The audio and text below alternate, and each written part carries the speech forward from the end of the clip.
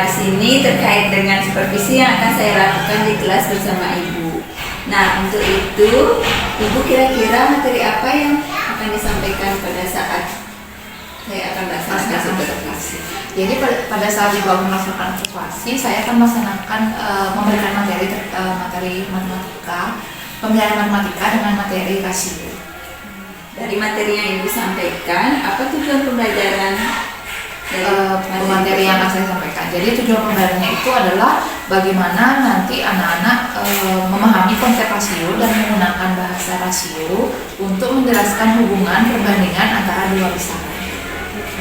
Ibu, berarti tujuan pembelajaran yang ingin Ibu capai yaitu nantinya mampu memahami konsep rasio dan menggunakan bahasa rasio untuk menjelaskan hubungan perbandingan antara dua besaran. Nah, dari tujuan pembelajaran tersebut, area pengembangan apa yang hendak Ibu capai dari pembelajaran itu? Baik, area pengembangan yang hendak saya capai yaitu adalah siswa akan terlibat dalam kegiatan praktek langsung dengan memungkinkan mengalami konsep rasio secara nyata dalam kehidupan sehari-hari. Dan juga secara pribadi saya ingin mengembangkan kemampuan dalam mengelola kelas dan kompetisi saya dalam pembelajaran berdiferensiasi. Baik Ibu, dari pembelajaran yang Ibu ingin ceritakan tersebut pasti ada strategi yang akan Ibu lakukan. Apa strategi yang akan Ibu siapkan? Jadi ada beberapa strategi yang akan saya siapkan pada saat mengajarkan anak-anak terkait dengan materi tersebut, yaitu adalah dengan menggunakan model problem solving dengan kemampuan RKPD untuk membantu pembelajaran. Yang kedua yaitu adalah dengan menyiapkan perangkat pembelajaran seperti FPP, media, RKPD, dan evaluasi untuk siswa, serta mengajak siswa untuk melakukan diskusi kelompok dan mempresentasikannya di depan kelas. Baik, terima kasih Ibu. Bisa saya rangkum ya bahwa pembelajaran yang akan Ibu lakukan di sini yaitu menggunakan model pembelajaran problem based learning atau PBL. Nah, di sini Ibu juga ada tentang diskusi kelompok yang nantinya akan mempresentasikan hasil diskusi yang dilakukan oleh murid tersebut ya. Nah, dari hasil diskusi yang akan dilakukan pasti ada timbal baliknya nanti ya. Mungkin ada kelihatan jadinya murid terlihat aktif ya pada pembelajaran tersebut. Nah, bagus sekali nih Bu pembelajaran yang akan Ibu sampaikan di kelas, dan saya sudah tidak sabar apa yang akan Ibu lakukan di kelas. Nah, untuk itu, untuk kegiatan ini kira-kira kapan dilaksanakan Ibu? Misalnya harinya kapan, mata pelajaran apa, dan di kelas mana? Jam berapa? Jadi untuk pembelajaran matematika untuk di kelas 6 itu akan dilaksanakan di kelas 6 dengan pembelajaran matematika pada jam pertama sampai jam ketiga. Berarti Mbak Ibu, jadi ya hari Sabtu depan berarti ya kelas 6 jam 1 sampai ke 3 ya. Saya akan datang ke kelas Ibu, saya akan melakukan supervisi kelas dan saya akan melihat dan mencatat hal apa saja yang akan terjadi di kelas ya. Nah, nanti setelah Ibu dilakukan kegiatan observasi ya Ibu ya, atau pembelajaran dalam kelas, kita akan adakan percakapan pasca observasi. Di sini kegiatan pasca observasi ini akan melibatkan adanya pengajar praktik. Baik Ibu, terima kasih atas waktunya sudah bersedia berbincang-bincang dengan saya di percakapan pra observasi. Baik, sampai ketemu di kegiatan observasi di kelas di Sabtu depan. Baik, saya tunggu Ibu di kelas saya nanti.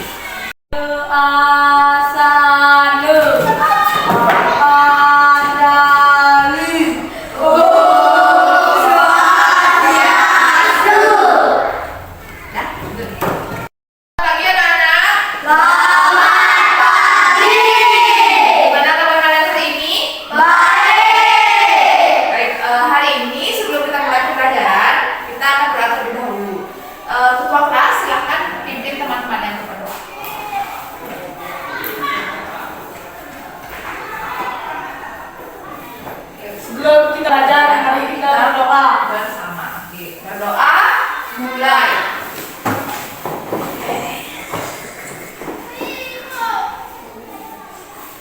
Berdoa, selesai. Terima kasih. Silakan sholat. Baik, ada yang tidak hadir hari ini? Tidak. Ada berarti ya, lengkap ya. Ya.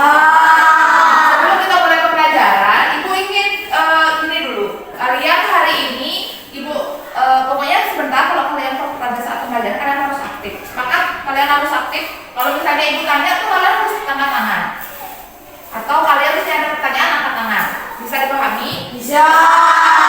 Terus sebentar pada saat Ibu mau berangkat, Ibu nggak ingin kalian tuh ribut. Dah? Kalian ribut, kita sepakat kalau yang ribut langsung belajar di luar kelas. Sepakat? Oke ya, kalau kalian ribut berarti kalian langsung belajar di luar kelas. Paham? Oke. Karena kita mulai pembelajarannya ya. Tapi sebelum itu, Ibu ada satu video untuk kalian. Jadi ini video untuk menenangkan diri sebelum kalian mulai pembelajaran. Jadi sebentar ikutin aba-aba Ibu, kalian ikutin aba-aba Ibu, dengarkan musiknya ini. Jadi ini musik yang akan menenangkan kalian sebelum kalian mulai proses pembelajaran. Jadi kalian siap untuk pembelajaran. Ya.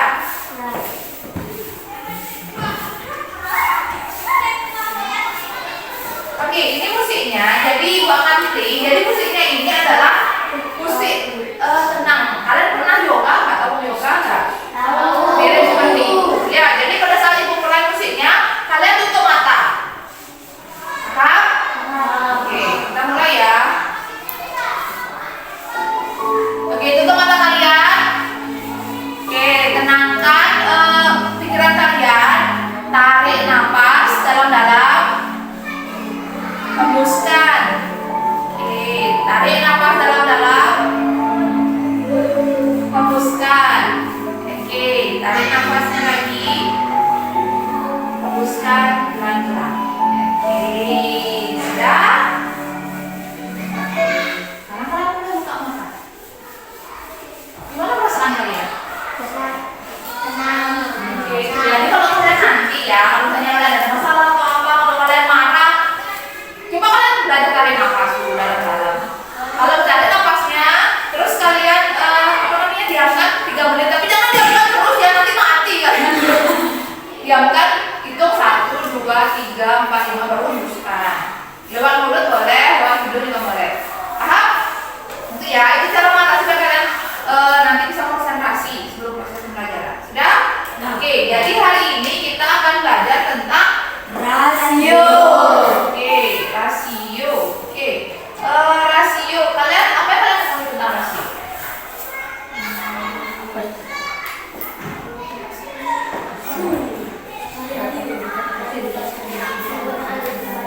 Apa itu rasio? Ada yang tahu? Apa itu rasio? Rasio itu perbandingan.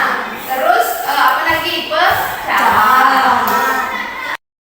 Jadi apa itu rasio? Siapa bisa angkat tangan? Kan tadi kita sepakat kalau yang bisa angkat tangannya.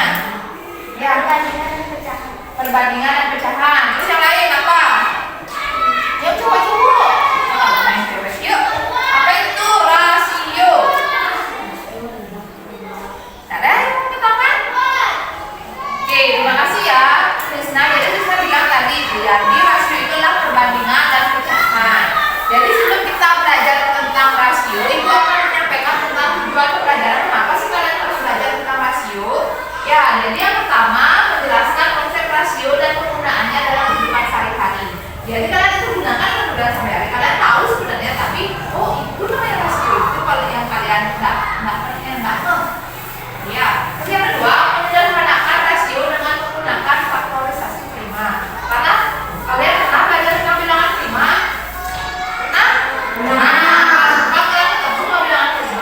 Terus yang ketiga, menghubungkan rasio ekuivalen dengan proporsi dalam penyelesaian masalah sehari-hari. Jadi intinya adalah tujuan pembelajaran terkait rasio adalah kalian bisa mengaitkannya dengan kehidupan sehari-hari. Oke, kita lanjutkan ya. Jadi ini pengertian rasio. Jadi rasio atau perbandingan, jadi perbandingan atau pecahan. Rasio atau perbandingan adalah suatu ukuran yang digunakan untuk membandingkan. Ayo, siapa mau lanjutin? Baca. Oke, ayo baca. Suatu nilai terhadap nilai yang lain. Setiap nilai yang dibandingkan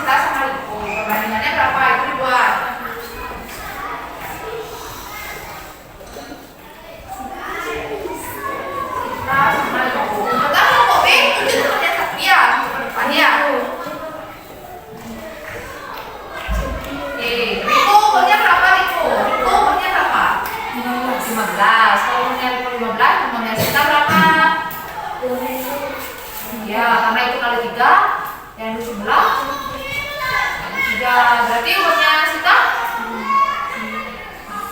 9. Oke, kalau dari kelompok A umurnya Sita itu 9. Sekarang Ibu ingin dengar dari kelompok B. Ya, ayo kelompok B. Yuk, Eka, silahkan. Jadi soalnya sama ya tadi.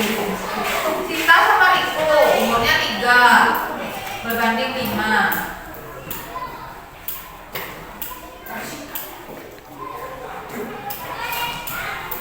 Terus Sita Riko umurnya berapa? 15. Umurnya Sita berapa?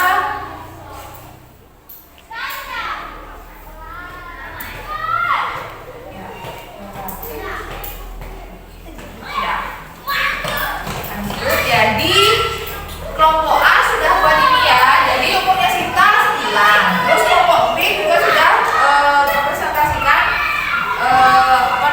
umurnya 9. Jadi jawaban kalian benar ya. Tepuk tangan untuk kalian semuanya. Jadi tadi kan kalian sudah mempresentasikan hasil NPD yang Ibu berikan. Jadi kita simpulkan sama-sama ya apa yang kalian dapat tentang pembelajaran hari ini. Kelompok A bisa disimpulkan apa yang kalian dapat tentang pembelajaran hari ini. Jadi tentang perbandingan sampai pecahan. Kalau kelompok B kesimpulannya kayak gimana tadi? Jadi yang kalian dapat tentang perbandingan pecahan. Oke, yang contohnya di sini adalah tentang umur. Jadi perbandingan itu kalian harus menyamakan antara perbandingan dan berikutnya ya, paham? Jadi kalau misalnya kalian kali 3, di selanjutnya juga kali 3 kayak itu kan kalian sudah paham tentang rasio ya. Jadi nanti kalian tambah-tambah lagi sama soalnya. Ya, jadi Ibu mau tanya nih sekarang. Kalau misalnya perbandingannya Ibu ganti jadi 2 berbanding 4. Terus umurnya Riko jadi 8. Berapa umurnya Sita? Ayo. Bisa? Ada yang bisa jawab? Berapa, Ma? 6. Benar? Oke, yuk kita bahas sedikit ya. Jadi di sini Sita umurnya berapa? 2. Oke, 2 berbanding berapa Ibu bilang tadi? 4. Terus di sini umurnya berapa? 8. Umurnya Riko 8. Terus berapa umurnya Sita? 4. Oke, karena kalau dari 8 berarti 4 kali berapa? Kali 2. Kali 2. Ini juga harus kali 2. Berarti umurnya Sita itu adalah 4. Sudah paham? Oke, berarti kalian sudah paham ya tentang rasio ya. Oke, jadi bagaimana perasaan kalian hari ini belajar tentang rasio?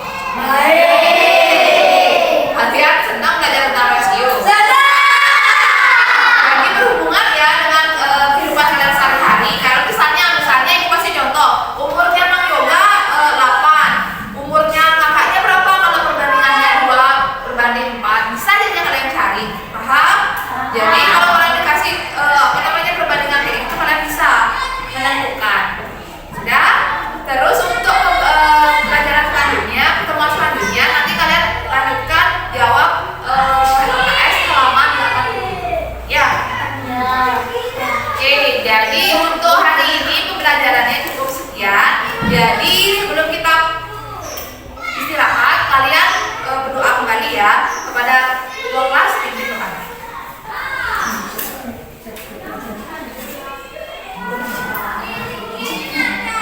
Doa dimulai.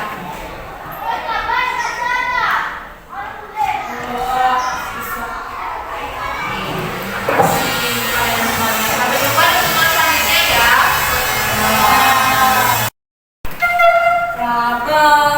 Santi. Om Santi, Santi, Santi. Om. Salam dan bahagia berjumpa kembali pada percakapan pasca observasi bersama saya Gusti Agung Ayu Sri Wahyuni, CGP Angkatan 11 Kabupaten Jemberan. Nama saya dari SD Negeri 3 Yeh Makangin. Saya di sini masih ditemani oleh Ibu Loh Diaryani sebagai guru yang telah diobservasi pada kegiatan supervisi akademik, dan saya juga pun ditemani oleh Ibu Imade Rizka Ariwahyuni sebagai pengajar praktek CGP Angkatan 11 Kabupaten Jemberana. Selamat siang Ibu Rizka dan Ibu Lode. Bagaimana kabarnya hari ini? Baik. Kabarnya baik. Ya, baik. Di percakapan pasca observasi ini saya akan memberikan beberapa pertanyaan ya kepada Ibu Lode terkait dengan jalannya proses observasi kelas yang sudah Ibu laksanakan dengan tujuan untuk melakukan evaluasi sejauh mana proses pembelajaran yang telah Ibu lakukan. Ya, untuk pertanyaan yang pertama, yang ingin saya tanyakan di sini, bagaimana perasaan Ibu setelah selesai melakukan pembelajaran? Perasaan saya sangat senang Ibu karena siswa terlihat antusias pada saat melaksanakan pembelajaran. Berarti di sini sudah gini ya, terlihat aktif siswanya ya Ibu ya. Untuk yang kedua, apa saja yang menjadi indikator bahwa pembelajaran yang Ibu lakukan di kelas bisa dikatakan berhasil? Yang menjadi indikator keberhasilan dalam pembelajaran menurut saya adalah murid aktif selama mengikuti proses pembelajaran dan senang dalam proses pembelajaran tersebut. Baik Ibu, untuk pertanyaan selanjutnya, apa hal-hal positif yang telah Ibu lakukan selama proses pembelajaran? Jadi hal positif yang saya lakukan pada saat proses pembelajaran adalah merangsang murid untuk menemukan gambar-gambar di sekitar untuk dijadikan proses pembelajaran. Jadi anak-anak juga mengaitkan proses pembelajaran tersebut dengan kehidupan sehari-hari, dan juga mereka mengerjakan tugas secara berkelompok dan membagi tugasnya dengan adil. Ya, sangat baik ya Ibu ya. Di sini yang saya tanyakan lagi, apa saja yang menjadi hambatan atau kendala saat pelaksanaan proses pembelajaran yang Ibu lakukan? Tentu saja ada hambatan selama proses pembelajaran tersebut, yaitu adalah anak-anak, bagaimana mengkondisikan anak-anak untuk fokus selama proses pembelajaran, karena tingkat kecerdasan anak-anak kan berbeda. Gitu ya Ibu ya, tentang gini ya, keberagamannya, tingkat kecerdasan dari siswa. Terus bagaimana cara Ibu untuk mengatasi hambatan yang muncul saat pelaksanaan proses pembelajaran? Hambatan itu, cara mengatasinya itu adalah dengan menerapkan pembelajaran berdiferensiasi, jadi di mana siswa belajar sesuai dengan gaya belajarnya dan melakukan penilaian berjenjang sesuai dengan tingkat pemahamannya. Ya, baik Ibu. Ini yang terakhir ya, yang ingin saya tanyakan, apa yang akan Ibu rubah untuk pertemuan selanjutnya? Jadi untuk pertemuan selanjutnya mungkin di situ saya akan menambahkan lagi bahan ajar atau media ajar yang lebih variatif, sehingga anak-anak bisa fokus dalam mengikuti proses pembelajaran. Oh, baik Ibu. Berarti untuk rencana tindak lanjutnya di sini, berarti Ibu memperbaiki kegiatan-kegiatan yang belum terlaksana dengan maksimal ya. Terus supaya kedepannya dapat terus menciptakan pembelajaran yang inovatif dan berpihak pada murid. Ya. Baik, terima kasih Ibu atas jawabannya. Semoga apa yang Ibu rencanakan ini bisa secepatnya direalisasikan.